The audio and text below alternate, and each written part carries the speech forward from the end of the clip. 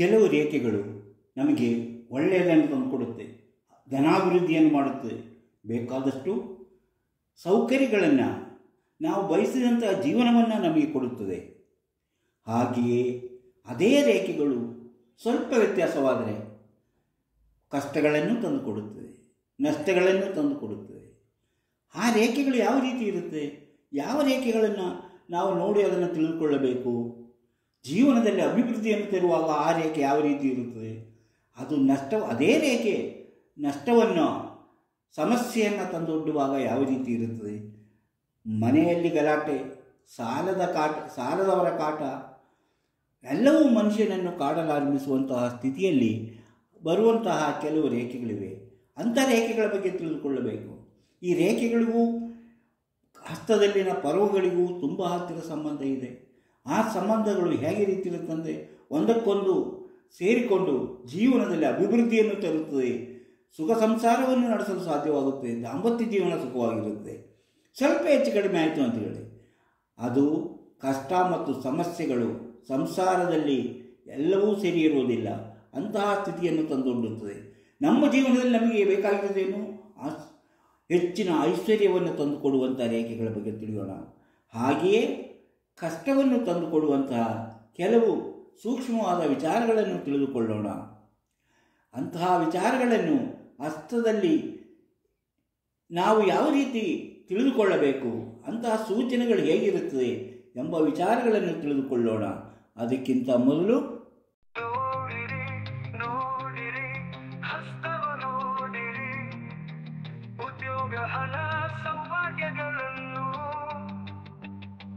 ತಿಳಿಯಲು ನಿಮ್ಮ ಹಸ್ತ ನೀವೇ ನೋಡಿ, ಕೈಯಲ್ಲದು ನಿಮ್ಮ ಜೀವನ.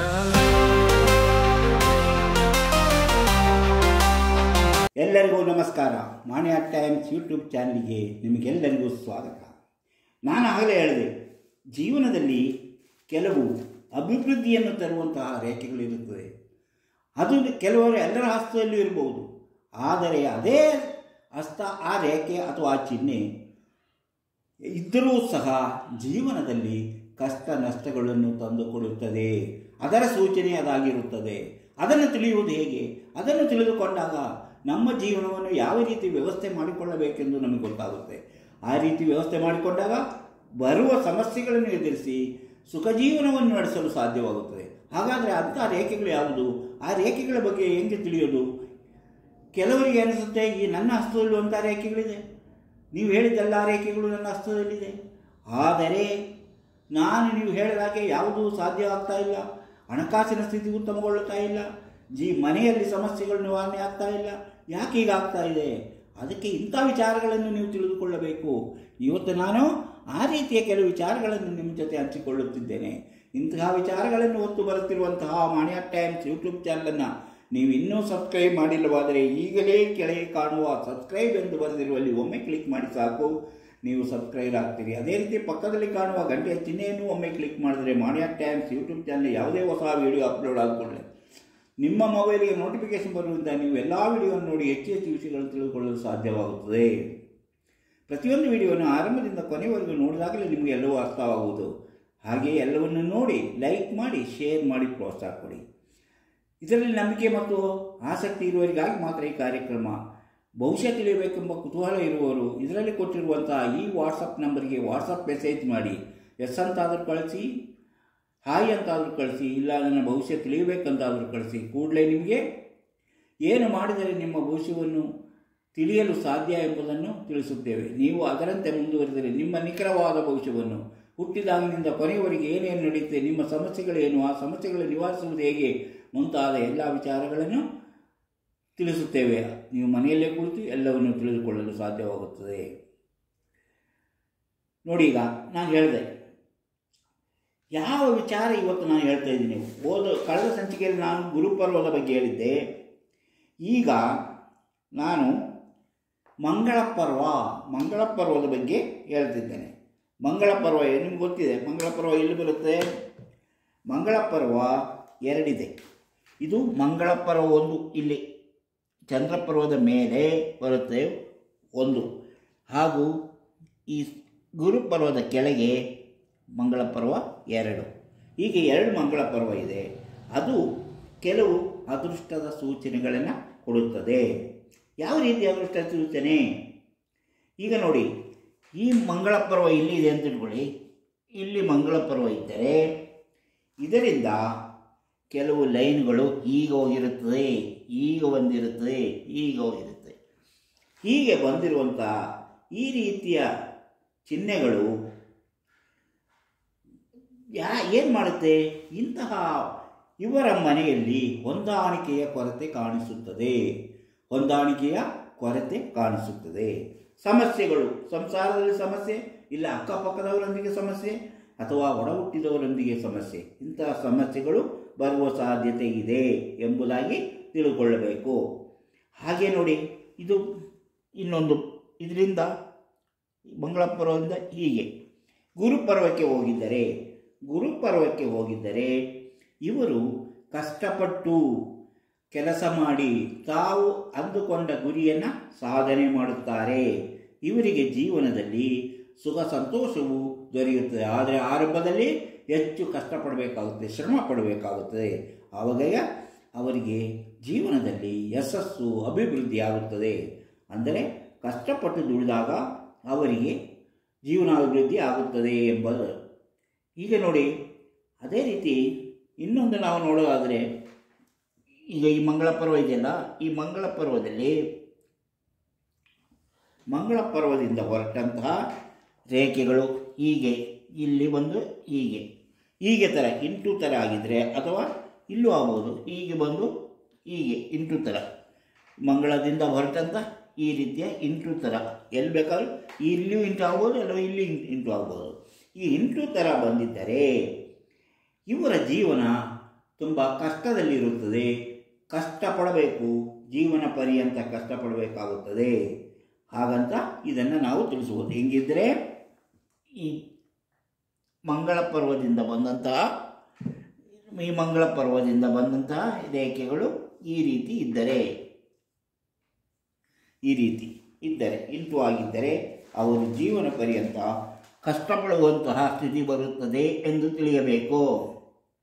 ಅಂದರೆ ಮಂಗಳ ಪರ್ವದಿಂದ ಬಂದಂತಹ ರೇಖೆ ಆ ರೀತಿಯಲ್ಲಿ ಅವರ ಜೀವನವನ್ನು ತ್ರಾಸದಾಯಕವಾಗಿ ಮಾಡುತ್ತದೆ. ಇನ್ನು ಹೇಳ್ಬೋದು, ಇಲ್ಲಿಂದ ನೋಡಿ ಶನಿ ಪರ್ವಕ್ಕೆ ಇಲ್ಲಿಂದ ಬಂದಿರುತ್ತೆ. ಎಲ್ಲಿ ಮಂಗಳ 2ರಿಂದ ಬಂದಿರುತ್ತೆ. ಈಗ ಶನಿ ಪರ್ವಕ್ಕೆ ಬಂದಿದ್ದರೆ ಅವರಿಗೆ ಕೆಲವು ಅಪಘಾತ ಆಗುವಂಥ ಸಾಧ್ಯತೆ ಇದೆ ಎಂಬುದರ ಸೂಚನೆಯಾಗಿದೆ. ಹಾಗೂ ವಿವಾಹ ಜೀವನ, ದಾಂಪತ್ಯ ಜೀವನದಲ್ಲಿಯೂ ಸಹ ಸಮಸ್ಯೆ ಇಲ್ಲ. ಮದುವೆಗೆ ಮೊದಲು ಸಮಸ್ಯೆಗಳು ಕಾಣಿಸಿಕೊಳ್ಳುವ ಸಾಧ್ಯತೆ ಇದೆ. ಇವರು ಜೀವನದ ಚಿಕ್ಕಕ್ಕಿರುವ ಬಾಲಕರಾಗಿರುವಾಗಲೇ ಅವರಿಗೆ ಸಮಸ್ಯೆಗಳು ಕಾಣಿಸಿಕೊಳ್ಳುವಂತಹ ಸಾಧ್ಯತೆ ಇದೆ. ಈಗ ನೋಡಿ, ಇಲ್ಲಿಂದ ಇದು ಮಂಗಳ 1ರಿಂದ ಸೂರ್ಯನ ಪರ್ವಕ್ಕೆ ಹೋಗಿದ್ದಾರೆ. ಮಂಗಳದಿಂದ ಸೂರ್ಯ ಪರ್ವಕ್ಕೆ ಹೋಗಿದ್ದರೆ, ಹೀಗೆ ಸೂರ್ಯ ಪರ್ವಕ್ಕೆ ಹೋಗಿದ್ದರೆ ಇವರಿಗೆ ಮಂಗಳಕಾರಕ ಗುಣಗಳಿರುತ್ತದೆ. ಅಂದರೆ ಇವರು ಮಾಡುವ ಕೆಲಸದಲ್ಲೆಲ್ಲ ಯಶಸ್ವಿಯಾಗಿ ಜೀವನದಲ್ಲಿ ಅವರು ಯಶಸ್ವಿಯಾಗುತ್ತಾರೆ, ಶ್ರೀಮಂತಿಕೆಯನ್ನು ಅನುಭವಿಸುತ್ತಾರೆ. ಹಾಗೆಯೇ ನೌಕರಿಗೆ ಸೇರಿದರೆ ಸರ್ಕಾರಿ ನೌಕರಿಗೆ ಸೇರುತ್ತೆ, ಉತ್ತಮವಾದ ರೀತಿಯ ಕೆಲಸ, ಅವರಿಗೆ ಉತ್ತಮವಾದ ಕೆಲಸ ಸಿಗುತ್ತದೆ. ಹಾಗೆಯೇ ಅವರು ಹಣವನ್ನು ಸಂಪಾದನೆ ಮಾಡುತ್ತಾರೆ. ಯಾವುದೇ ಕೆಲಸ ಮಾಡಿದರೂ ಅವರು ಜೀವನದಲ್ಲಿ ತುಂಬ ಹಣವನ್ನು ಸಂಪಾದಿಸುವಂಥ ಸಾಧ್ಯತೆ ಇದೆ. ಈಗ ಅದರಿಂದ ನೋಡಿ, ಇದೇ ಥರ ಹೃದಯ ರೇಖೆಗೆ ಬಂದು ನಿಂತಿದ್ದರೆ, ಇದು ಮುಂದಕ್ಕೆ ಹೋಗಿಲ್ಲ, ಇಲ್ಲಿ ಬಂದು ನಿಂತಿದೆ, ಹೃದಯ ರೇಖೆಗೆ ಬಂದು ನಿಂತಿದೆ. ಇದು ಹೃದಯ ರೇಖೆ, ನಿಮಗೆ ಗೊತ್ತಿದೆ, ಇದು ಹೃದಯ ರೇಖೆ, ಅಲ್ಲಿ ಬಂದು ನಿಂತೋಗಿದೆ. ಅಂದರೆ ಮಂಗಳದಿಂದ ಬಂದ ರೇಖೆ ಹೃದಯ ರೇಖೆಗೆ ಬಂದು ನಿಂತು ಹೋಗಿದೆ. ಅಂದರೆ ಇವರು ಅಪರಾಧ ಮಾಡಿ ಸಿಕ್ಕಿ ಹಾಕಿಕೊಳ್ಳುವ ಸಾಧ್ಯತೆ ಇದೆ. ಅಂದರೆ ಅಪರಾಧದ ಮಾಡುವಂಥ ಆಸಕ್ತಿ ಇಂತಹ ವ್ಯಕ್ತಿಗಳಲ್ಲಿ ಹೆಚ್ಚಾಗಿ ಕಂಡುಬರುತ್ತದೆ. ಏನಾದರೂ ನೋಡಿದರೆ ಅದನ್ನು ಕದಿಬೇಕು, ಅದನ್ನು ನನ್ನಂತೆ ಮಾಡಿಕೊಳ್ಳಬೇಕು ಎಂಬ ಆಸೆಗಳು ಇವರಲ್ಲಿ ಇರುವುದರಿಂದ ಇವರು ತಮ್ಮ ಜೀವನದಲ್ಲಿ ಅಪರಾಧವನ್ನು ಮಾಡುವಂತಹ ಸಾಧ್ಯತೆ ಇದೆ. ಆದ್ದರಿಂದ ಅವರು ಎಚ್ಚರವಾಗಿರಬೇಕು, ತಮ್ಮ ಮನಸ್ಸನ್ನು ನಿಯಂತ್ರಣದಲ್ಲಿಟ್ಟುಕೊಳ್ಳಬೇಕು. ಹಾಗೆ ಅದನ್ನೇ ನೋಡಿ, ಹೀಗೆ ನೋಡಿ, ಇಲ್ಲಿಂದ ಇಲ್ಲಿ ಬಂದಿದ್ದರೆ ಅಂದರೆ ಅದು ಶನಿ ಪರ್ವಕ್ಕೆ ಬಂದಿದ್ದರೆ, ಈಗ ಇಲ್ಲಿಂದ ಶನಿ ಪರ್ವಕ್ಕೆ ಹೋಗಿದ್ದನ್ನು ಹೇಳಿದರೆ ಅಲ್ಲಿಂದ ಇಲ್ಲಿಗೆ ಶನಿ ಪರ್ವಕ್ಕೆ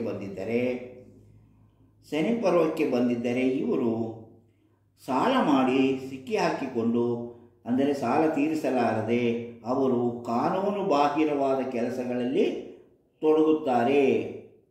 ಅವರು ಲೋನ್ ಮಾಡ್ತಾರೆ, ಸಾಲ ಮಾಡ್ತಾರೆ, ಅದನ್ನು ತೀರಿಸಲಾಗದೆ ಅವರು ಬೇರೆ ರೀತಿಯಲ್ಲಿ ಕಲೆಮರೆಸಿಕೊಳ್ಳುವಂತಹ ಕೆಲಸಗಳನ್ನು ಮಾಡಿ ಇವರು ಜನರ ಮುಂದೆ ಬರಲು ಭಯಪಡುವಂತಹ ಸ್ಥಿತಿಯಲ್ಲಿ ತಲುಪುತ್ತಾರೆ ಎಂಬುದು.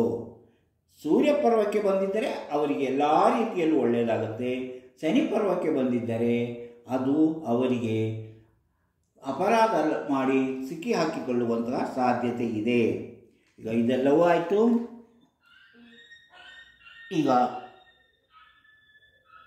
ಈಗದು ಏನು ಮಾಡಬೇಕು? ಈಗ ಬುಧ ಪರ್ವಕ್ಕೆ ಹೋಗಿದರೆ ಏನಾಗುತ್ತೆ? ಬುಧ ಪರ್ವಕ್ಕೆ ಹೋಗಿದ್ದರೆ ಇಲ್ಲಿಂದ ಬುಧ ಪರ್ವಕ್ಕೆ ಹೋಗಿದ್ದರೆ ಇಲ್ಲಿಂದ 1ರಿಂದ ಬುಧ ಪರ್ವಕ್ಕೆ ಹೋಗಿದ್ದರೆ, ಈ ಲೇಖೆ ಬುಧ ಪರ್ವಕ್ಕೆ ಹೋಗಿದ್ದರೆ ವೈವಾಹಿಕ ಜೀವನದಲ್ಲಿ ಅಂದರೆ ಅವರ ದಾಂಪತ್ಯ ಜೀವನದಲ್ಲಿ ಅಂತಹ ರೇಖೆ ಇದ್ದರೆ ವೈವಾಹಿಕ ಜೀವನದಲ್ಲಿ ಕೆಲವು ಸಮಸ್ಯೆಗಳು ಎದುರಾಗುವ ಸಾಧ್ಯತೆ ಇದೆ. ಹಾಗೇ ನೋಡಿ, ಅದನ್ನು ಲಕ್ಕಿ ರೇಖೆ ಅಂತಲೂ ಹೇಳ್ಬೋದು.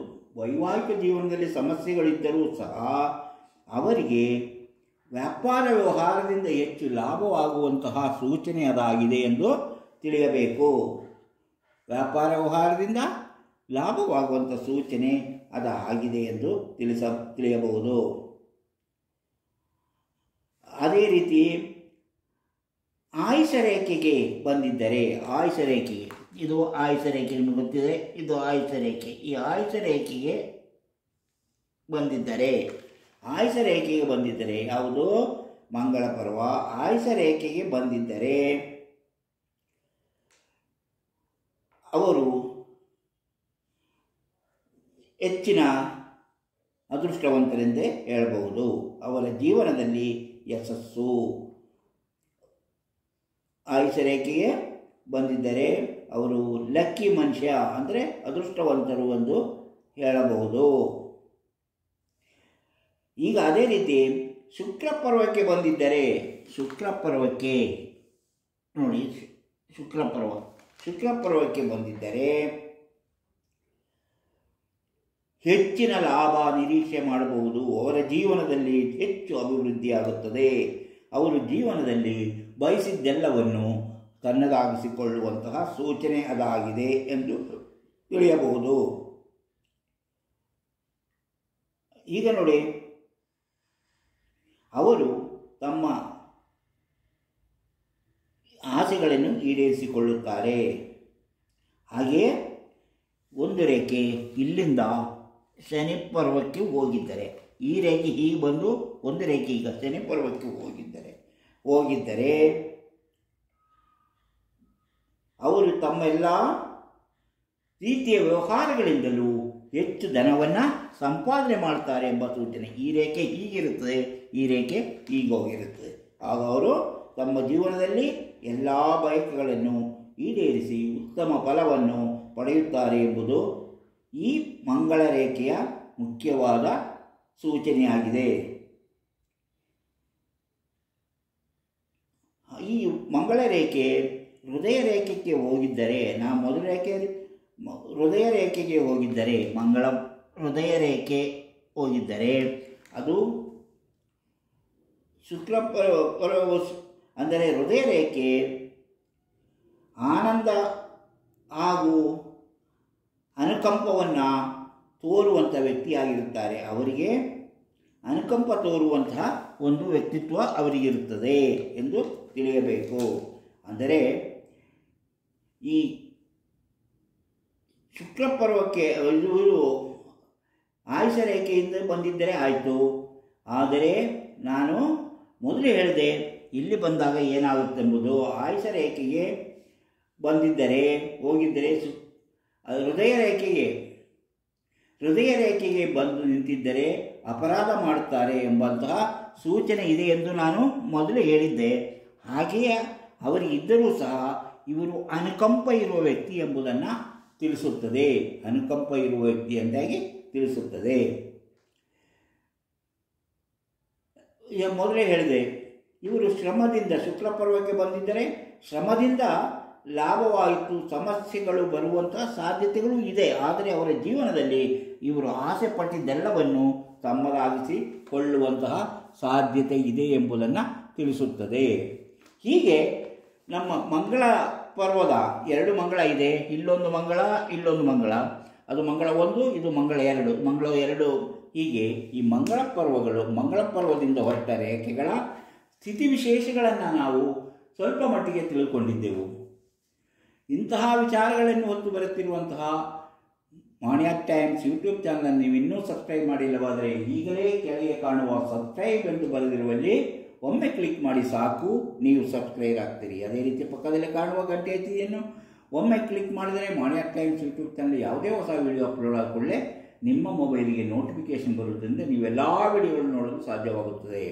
ಪ್ರತಿಯೊಂದು ವಿಡಿಯೋನ ಆರಂಭದಿಂದ ಕೊನೆಯವರೆಗೂ ನೋಡಿದಾಗ ಮಾತ್ರ ನಿಮಗೆ ವಿಷಯಗಳು ಸರಿಯಾಗಿ ಅರ್ಥವಾಗುವುದು. ಹಾಗೆ ಎಲ್ಲವನ್ನು ಆರಂಭದಿಂದ ಕೊನೆಯವರೆಗೂ ನೋಡಿ, ಲೈಕ್ ಮಾಡಿ, ಶೇರ್ ಮಾಡಿ, ಪ್ರೋತ್ಸಾಹ ಕೊಡಿ. ಭವಿಷ್ಯ ತಿಳಿಯಬೇಕೆನ್ನುವರು ಇದರಲ್ಲಿ ಕೊಟ್ಟಿರುವಂತಹ ವಾಟ್ಸಪ್ ನಂಬರಿಗೆ ವಾಟ್ಸಪ್ ಮೆಸೇಜ್ ಮಾಡಿ. ಕೂಡಲೇ ನಿಮಗೆ ಏನು ಮಾಡಿದರೆ ನಿಮ್ಮ ಭವಿಷ್ಯ ತಿಳಿಯಲು ಸಾಧ್ಯ ಎಂಬುದನ್ನು ತಿಳಿಸುತ್ತೇವೆ. ಅದರಂತೆ ಮುಂದುವರೆದರೆ ನಿಮ್ಮ ನಿಖರವಾದ ಭವಿಷ್ಯವನ್ನು ತಿಳಿಸಲಾಗುವುದು. ಇದು ನಂಬಿಕೆ ಮತ್ತು ಆಸಕ್ತಿ ಇರುವವರಿಗಾಗಿರುವ ಕಾರ್ಯಕ್ರಮ. ಆಸಕ್ತಿ ಮತ್ತು ನಂಬಿಕೆ ಇಲ್ಲದವರು ಈ ಕಾರ್ಯಕ್ರಮ ನೋಡುವುದರಿಂದ ಉಪಯೋಗವಿಲ್ಲ ಎಂಬುದನ್ನು ತಿಳಿಸುತ್ತೇನೆ. ಇಂತಹ ಮತ್ತೊಂದು ವಿಡಿಯೋದೊಂದಿಗೆ ಮತ್ತೆ ಬರುತ್ತೇನೆ. ಇಷ್ಟು ಹೊತ್ತು ಈ ವಿಡಿಯೋ ನೋಡಿದ ನಿಮಗೆಲ್ಲರಿಗೂ ಧನ್ಯವಾದ.